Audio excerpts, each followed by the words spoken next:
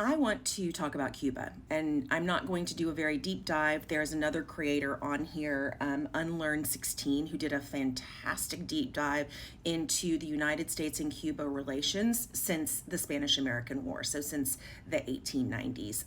I highly urge you to go and watch that video because I think it is fascinating yet again to see how the United States tramples on everyone. But I'll try to link that in the comments. Let me also start by saying this. In December of 2019, I had the great privilege of being able to travel to Cuba. It was a mind-blowing experience, and I'm so thankful and appreciative of the fact that I was able to travel there before our restrictions came back in place. And I'll kind of just briefly touch on the fact that it was a very difficult place to get your head around. Seeing an economy and a government that is so completely opposite than what you see in the majority of the world that you're able to travel to, much less just our country, it's challenging to kind of understand how it all works together. And in addition to that, the folks there, the people there, are fascinating. I came into contact with a number of people that were very supportive of the Cuban government. And then you would also come in contact with folks who were not at all supportive, but they weren't as vocal about it as we are. So just that little tidbit I wanted to throw in there. It is a beautiful country, and I felt incredibly welcome. I felt very safe the entire time I was there. And if we ever open up travel to Cuba again, I will 100% go back because it's that wonderful and beautiful. Okay, so I digress. So in 2014 to 2016, the Obama administration really kind of released a lot of those restrictions. And in 2015, our diplomatic relations were restored with Cuba. At that point in time, you started to see a really significant uptick in the number of Americans that were traveling to Cuba. This included cruise ships that were actually able to leave the United States and go directly to Cuba. In response to that, so from 2016 to 2018, there was a cruise ship boom in Cuba. And in response to that, you saw a lot of folks who were Cuban citizens who opened businesses that were able to benefit from our tourism dollars. So you saw a lot of casa particulars and a lot of restaurants that were family owned, individually owned, and not owned by the government. In addition to that, you saw a lot of tour guides and tour companies were developed. So even during that time, though, it wasn't really a tourist visa. There were about 12 different categories you could travel to Cuba under, and the one that I went to was specifically support for the Cuban people. So all of the dollars that I spent had to, number one, be tracked. So I had to keep a record of every place that I went and where I spent money. And it had to not go to the Cuban government. It had to go to specific Cuban citizens, Cuban-owned businesses.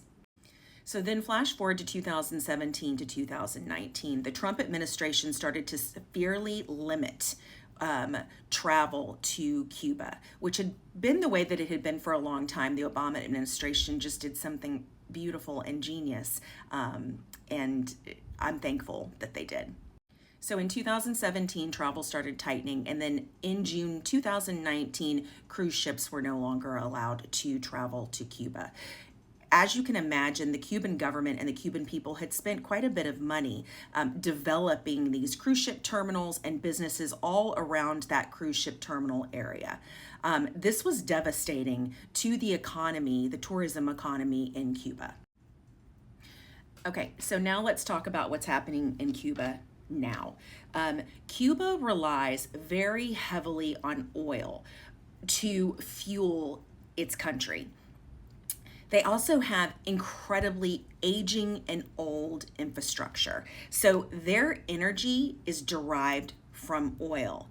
they have always relied on, or they have relied for some time on oil from Venezuela. And as of January 29th, when the Trump administration basically put an order in that said any country that provides oil to Cuba will face heavy tariffs, we are strangling their energy system, basically. This is leading to rolling blackouts. This is leading to a lack of water filtration, so they do not have drinking water. They do not have potable water at this time. And it is causing issues with their hospital system, which I don't know if you know this, but their hospital system and their medical professionals are incredibly top notch. A lot of people don't know that. They're very well trained and very well respected globally. Okay, so at this point in time, Cuba does not have access to what they need to take care of their people, period. And we're directly causing that issue at this point in time. Are we the full cause, the full picture? No. A crumbling infrastructure is a huge part of the problem, and relying on oil in order to fuel your country is also part of the problem. So Mexico is doing everything they can to provide humanitarian aid, but we are in a position yet again where we are causing significant damage and harm to the Cuban people by proxy of how our government is treating their government, because our government wants a regime change. That's exactly it. That's a problem. It's a problem for all of us. Cuba is only about 90 to 100 miles away from the United States. That's how close we are to Key West. Cuba, excuse me, is how close it is to Key West. So foreign policy wise, yes, it makes sense that we want to be sure that we're protecting our country, but yet again, this is not the way to do it at all. Anyway, I really look forward to hearing your thoughts in the comments. I know this was a lot of information. I hope it was helpful. Please like, follow, and share, and tell me what you think. Have a great day.